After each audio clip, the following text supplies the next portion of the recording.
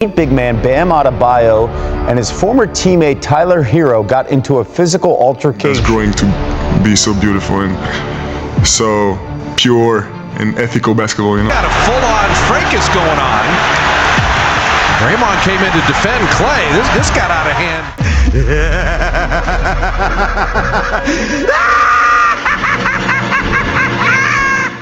The NBA is soft. That's probably the most common criticism you'll hear about today's game. People point out the players hugging after the games. They talk about stars working out together in the offseason. They say that rivalries are pretty much dead. Everyone's friends, and nobody really hates each other anymore. Compared to the days of Jordan and the Bad Boy Pistons, or Kobe and the Celtics, or hell, even those brutal matchups between the Knicks and the Heat, today's NBA can seem a bit tame. But I think we've been looking at the modern league completely wrong. Because while the hard fouls may be gone, while the cheap shots are a lot fewer, and the fights don't happen every other week, the beef never really disappeared. It just evolved. See, today's NBA isn't built on bench clearing brawls. It's built on personal grudges that spill into podcasts, social media, contract disputes, trade demands, locker rooms, and playoff series that suddenly become about a lot more than basketball. We've seen teammates throw punches, former franchise icons become public enemies, young superstars developing rivalries before they've even reached their prime. And we've got players who have embraced the villain role because they know every great era needs someone that the fans love to hate. The truth is, this league has become a lot more emotional than people give it credit for. The rivalries are real. The resentment is real. And when those teams meet, you can feel that it's something bigger than just a regular season game on the line. So maybe the NBA isn't as soft as everyone says. Maybe we're just living through a different kind of rivalry era. An era where the drama doesn't end when the final buzzer sounds. Because this is the NBA's beef era. Alright, come on. You made it this far in the video and you're still not subscribed? What are you doing? Come on, click the button. Now without further ado, let's get back to the video. Now when people think of NBA rivalries, they usually picture two stars wearing different jerseys. Think Jordan versus Isaiah, Kobe versus the Celtics, LeBron against the Warriors. But one of the biggest changes in today's NBA is that some of the league's most personal beefs don't actually begin across the court. Sometimes they begin inside the same locker room. Crazy, right? And if you wanted one moment that completely shattered the idea that every NBA player is just friends nowadays, you don't have to look very far. Let's go back in time a little bit, back to 2022 in October. The Golden State Warriors had just come off another championship where they defeated the Boston Celtics. Steph Curry had finally won that finals MVP and cemented his legacy. Just when everybody thought the dynasty was over, the Warriors did it again. And Jordan Poole looked like he was next in line. As crazy as it might sound in hindsight, Jordan Poole was actually looked at like the third Splash Brother. He was a big part of their finals run, and he was an integral part of their future. So as crazy as it might seem to say that today, Jordan Poole had actually become one of the Warriors' biggest success stories. He was confident, flashy, and looked like he was ready to become one of the franchise's future stars, especially when there were baddies at courtside. But behind the scenes, things weren't nearly as perfect as they looked. See, as training camp opened before the 2022-23 season, reports began to surface that practices were becoming increasingly competitive. But this wasn't really unusual because if anything, it was part of the Warriors' identity. Draymond, of course, had built his reputation on holding teammates accountable, demanding intensity, and making practices feel almost as competitive as real games. And Steve Kerr had even compared Warriors practices over the years to playoff basketball because of how competitive they were. But this time, things went a bit too far. Because according to multiple reports, Green and Poole exchanged words during practice. Now exactly what was said was honestly never confirmed, but there was a report where it was rumored that Jordan Poole said something along the lines that Draymond was an expensive backpack for 30. Which was essentially a jab at Draymond's contract meaning that Draymond was too expensive of a player to just be someone that was carried by Steph. And if there's one thing we know, it's always a bad idea to take jabs at someone's money as a man. Now, of course, this was never confirmed, but whatever the trigger was, that disagreement escalated. And although the Warriors would try to downplay what happened, the video would get leaked, and what it showed was honestly shocking.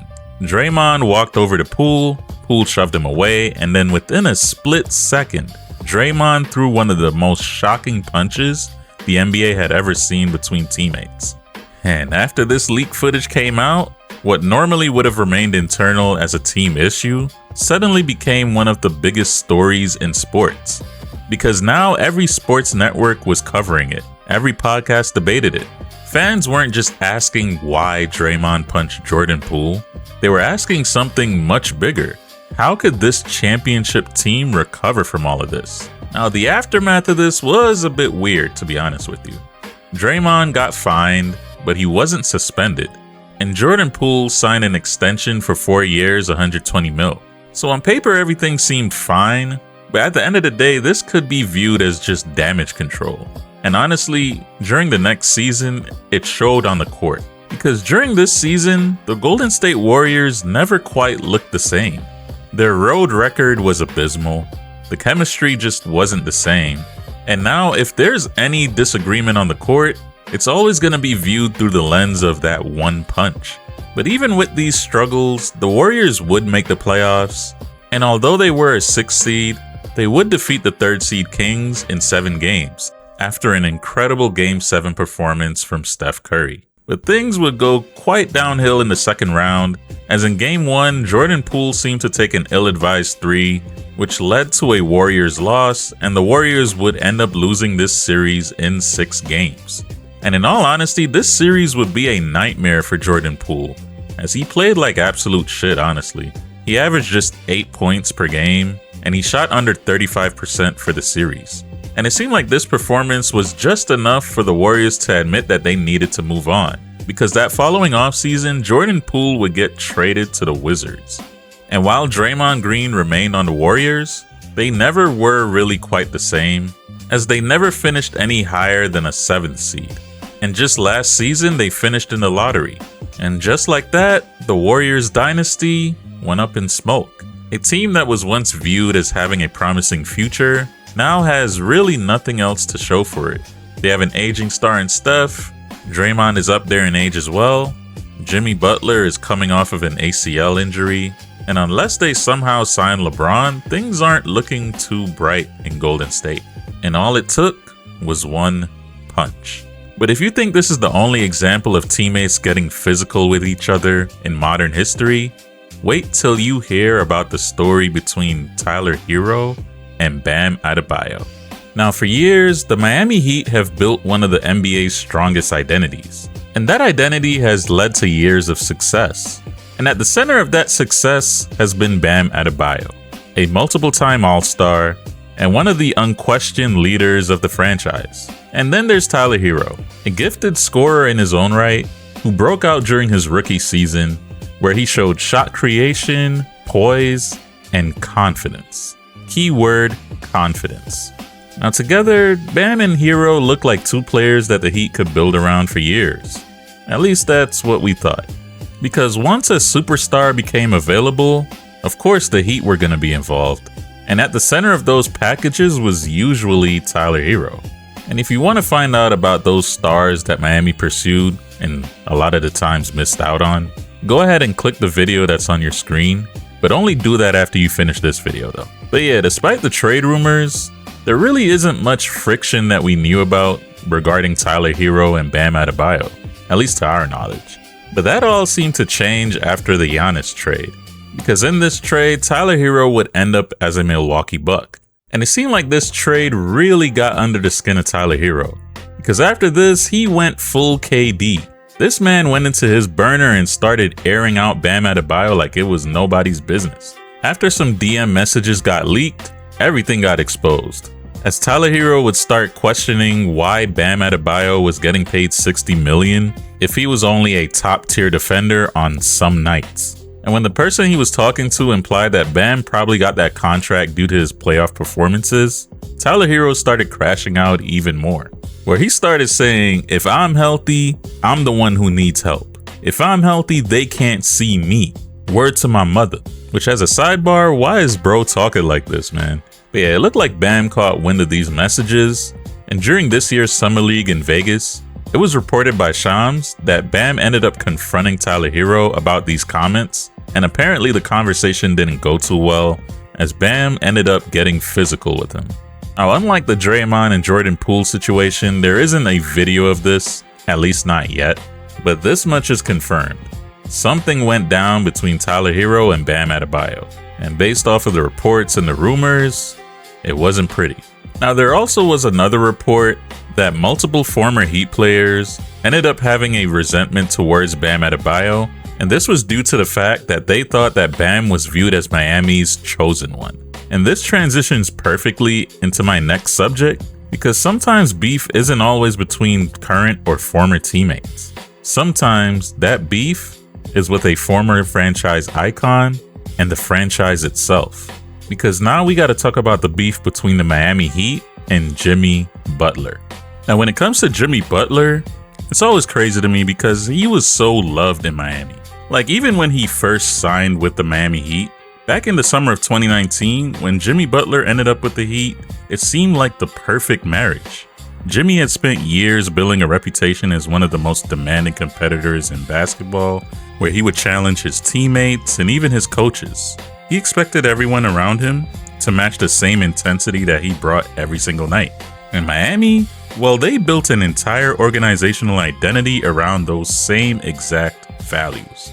Heat culture wasn't just a slogan, it was accountability, conditioning, discipline, sacrifice, and of course, winning. For years, it felt like Jimmy Butler and the Miami Heat were simply made for each other. And while the media and most fans downplayed this signing, saying that this wasn't really going to move the needle, Jimmy Butler and the Miami Heat had other ideas. As almost immediately, that signing looked genius. Because in his very first season, Butler would lead Miami all the way to the NBA Finals inside the bubble. And just 3 years later, he would do the same thing yet again. This time leading the Miami Heat as an 8th seed all the way to the NBA Finals. In just a span of 3 years, Jimmy Butler had helped lead the Miami Heat to multiple finals appearances. It just seemed like no matter who was injured, no matter who left in free agency, no matter how talented the opponent was, if Jimmy Butler was wearing a Heat jersey, especially in the playoffs, nobody wanted to see the Miami Heat. During this stretch, Jimmy Butler practically rewrote the narrative around him overnight, where he was seen as one of the biggest playoff risers in the NBA. All of a sudden, he was known as Playoff Jimmy, the guy who seemed to transform into a completely different player when the stakes were at its highest. 40-point games, historic performances, upsets over higher-seeded teams. He gave Miami Heat fans moments they'll never forget. And for a while, it looked like he'd finish his career exactly where he belonged. But relationships in sports can change really fast, especially when expectations stop matching reality. Because on multiple occasions, Miami kept getting close, but could never get over the hump. And when it came to roster improvement, it just seemed like Pat Riley could never close the deal. And then there was the money. Because as we've seen in the previous beefs that we've already discussed, money ends up being a huge issue. See, in Jimmy's mind, after all he's accomplished, he believed that he was due for a max contract extension. He was seeking a 2-year, $113 million max deal. But on Pat Riley's side, he didn't see things the same way. He saw Jimmy as an aging superstar, and he didn't feel like it was wise for him to give this type of money to someone who only seems to turn it on during the playoffs. And this, of course, would lead to a standoff, and things would get ugly real quick. Because during the 2024 playoffs, Jimmy Butler would make some comments implying that the Celtics would have been in trouble if he was healthy. But on Pat Riley's side, he basically told Jimmy that he needed to shut the hell up, because at the end of the day, he wasn't playing. And then during the very next season, it seemed like everything was just completely off. The Heat just looked out of sync. Jimmy Butler didn't even seem like he was trying out there. That effort level and intensity that we're used to seeing from Jimmy was gone. And Jimmy would also let his frustrations be known to the media, because when he was openly asked about his future with the team, Jimmy would reply, "That's a good question." And of course, this led to backlash from fans, and a once promising relationship has suddenly turned sour. And leading up to the trade deadline in 2025, the Heat would actually shut down Jimmy up until the trade deadline, as they were actively looking to get rid of him. And after getting traded to the Golden State Warriors, Jimmy Butler's time in Miami had finally come to an ugly end. And that's what makes this story so fascinating, because for years, Jimmy Butler was the face of Heat culture. When fans thought of the Miami Heat, they thought of Jimmy Butler diving for loose balls, sometimes playing through injury, and delivering some of the greatest playoff performances in franchise history. He embodied everything the franchise claimed to value, which made the ending feel a bit shocking. And this is another reason why I think people misunderstand today's NBA. They hear players compliment each other after games and assume the league has lost its edge. But rivalries aren't really just built between opposing teams. Sometimes they're built through broken trust, through unmet expectations, through years of chasing the same goal, only to realize both sides want different things. See, the modern NBA doesn't always give us fights. Sometimes it gives us something even more compelling. But as messy as Jimmy Butler's split from the Miami Heat became, at least there was history. At least there was years of success, 2 finals appearances, a relationship worth fighting to save. Not every NBA beef is built that way though. Some players simply can't stand each other. And if there's one rivalry that's defined by pure disdain, it's Draymond Green and Rudy Gobert. See, so far, we've discussed 2 different types of modern NBA beef. One that starts inside the locker room, and the other ended one of the strongest player-franchise relationships in basketball. But not every rivalry is built on broken trust. Sometimes 2 players simply lose all respect for one another. And over the past several years, no rivalry has embodied that more than Draymond Green and Rudy Gobert. Now, what's interesting about this rivalry is that it wasn't created by one game or even one playoff series. It was built over years, because despite both of them playing in the front court and despite both of them primarily being known for their defense, Draymond Green and Rudy Gobert couldn't have been more different. Draymond has always represented versatility, switching on to every position, quarterbacking the Warriors' defense, playing with emotion, intensity, and as we've already discussed, occasionally crossing the line. Gobert, on the other hand, built his reputation differently, protecting the rim, dominate the paint, control the game with size and positioning. Both elite defenders, but they just represented 2 completely different philosophies when it came to elite defense. And naturally, that led to comparisons. It seemed like almost every year, Draymond Green and Rudy Gobert would be in the Defensive Player of the Year discussions. And it was Rudy Gobert who kept winning the award, causing Draymond Green to question some things. Because for years, Draymond Green would consistently take jabs at Rudy Gobert, arguing that Gobert's defensive impact is overhyped. And when Gobert got snubbed from becoming an All-Star in 2019, Draymond Green openly criticized him for crying and repeatedly mocked him. And in some moments after this incident, Draymond would double down, as on a CJ McCollum podcast, he would say that crying over an All-Star selection was a bit much, and that a rim protector crying like that loses their on-court intimidation. And then on a TNT broadcast in 2022, Draymond would take even more shots at Gobert, where he would say the man cried on national television when he didn't make an All-Star team, as he would tell Charles Barkley that he said it then and he's gonna say it now. But even after years of public criticism, nobody, and I mean nobody, expected what would happen on November 14th, 2023. Because less than 2 minutes into a regular season game between the Warriors and Timberwolves, chaos erupted.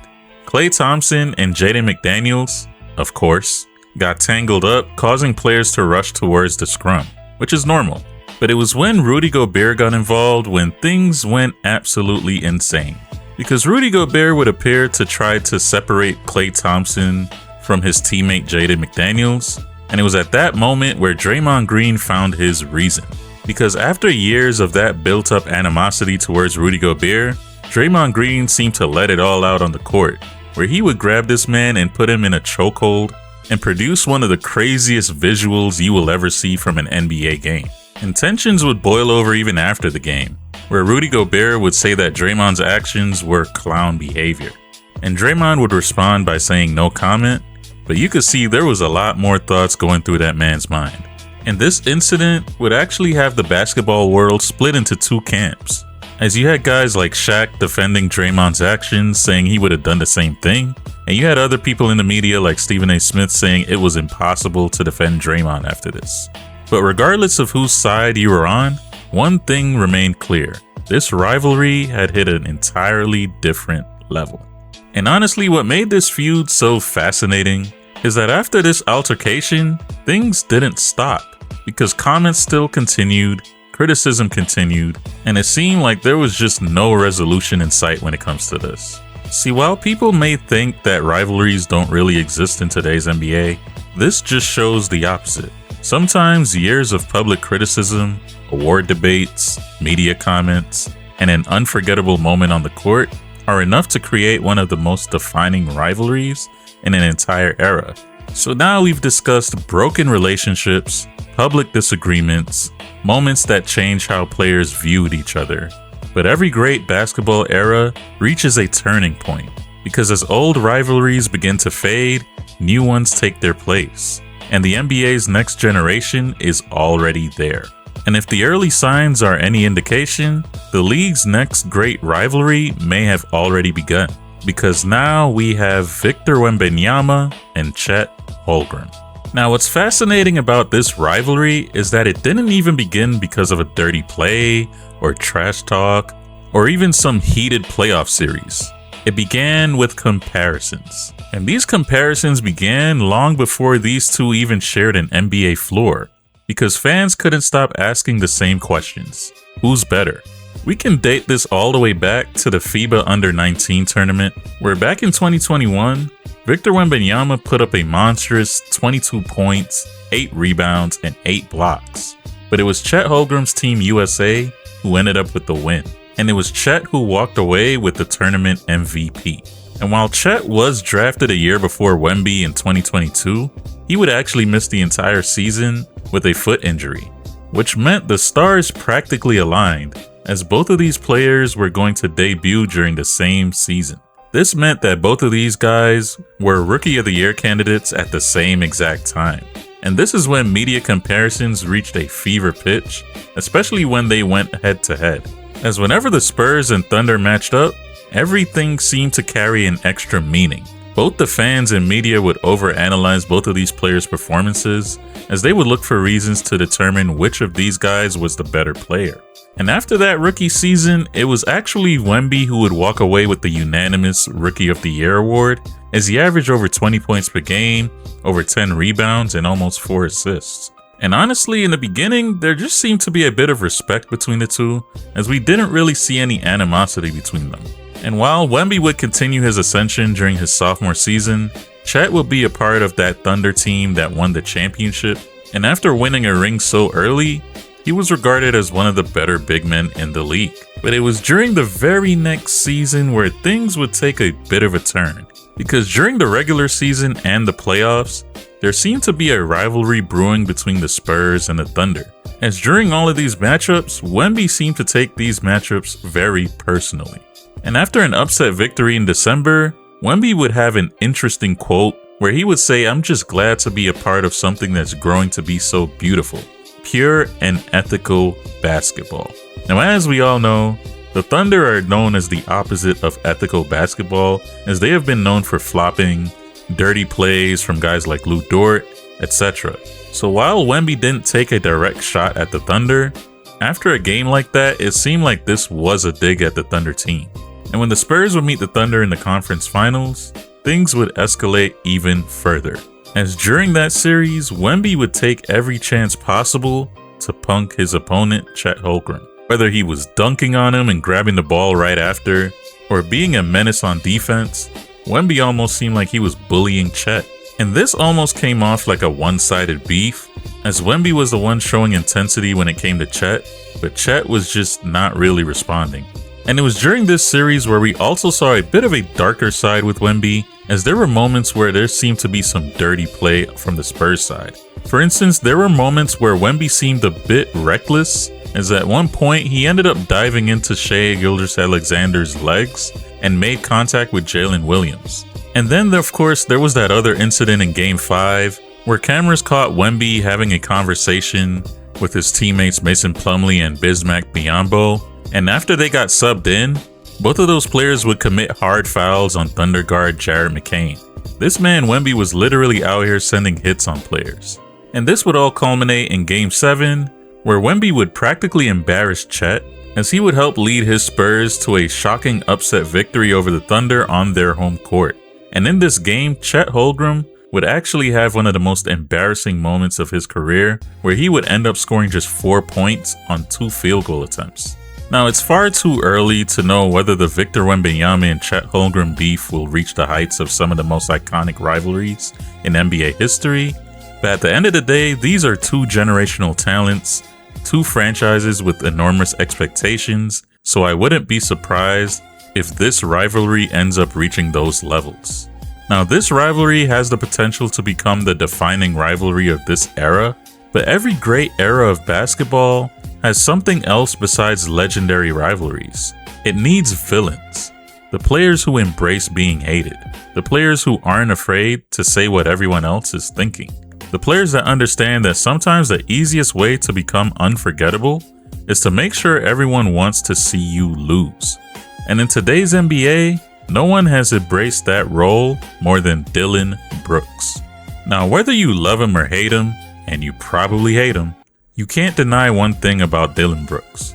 He understands his role. In a league filled with players who are constantly protecting their image, Dillon Brooks has built an entire identity around being the guy everyone loves to hate. But what's crazy about this is that this wasn't always the reputation. Because when Brooks entered the league with the Memphis Grizzlies, he wasn't viewed as some supervillain. He was a second-round pick who had to fight for everything. A tough defender, a physical wing, a player who carved out a role by doing the things that doesn't always show up in the box score. Guard the best player, take the difficult assignment, bring an edge every single night. And that edge became a huge part of Memphis's identity. Because during the early 2020s, the Grizzlies became one of the NBA's most entertaining young teams. They were talented, they were confident, and they weren't afraid to let opponents know it. Ja Morant brought the superstar explosiveness, the young core brought the confidence, and Dillon Brooks, he brought the attitude. But during this 2022 playoffs against the Golden State Warriors, things would start to shift just a little bit, as on a fast break, Dillon Brooks would foul Gary Payton II really hard, causing him to fracture his arm, in a play that got Dillon Brooks viewed as a dirty player.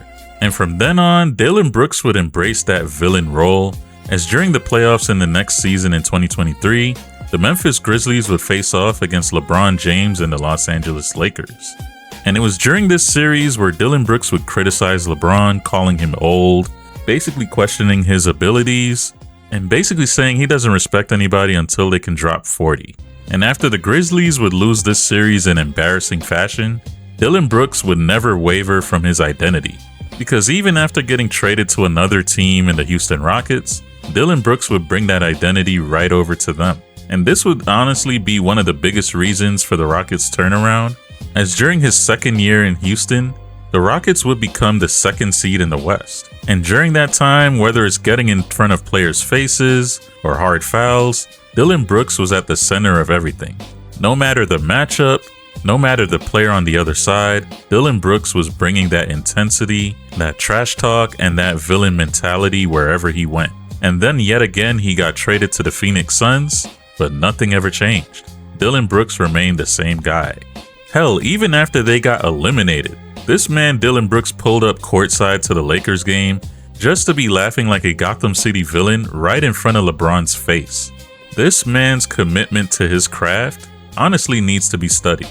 And honestly, that's why Dillon Brooks seems like such a fascinating player in today's NBA. Because in a league where everyone is connected, Dillon Brooks is comfortable being the exception. He doesn't want to be liked by everyone. He doesn't want every opponent to respect him. He wants them to think about him.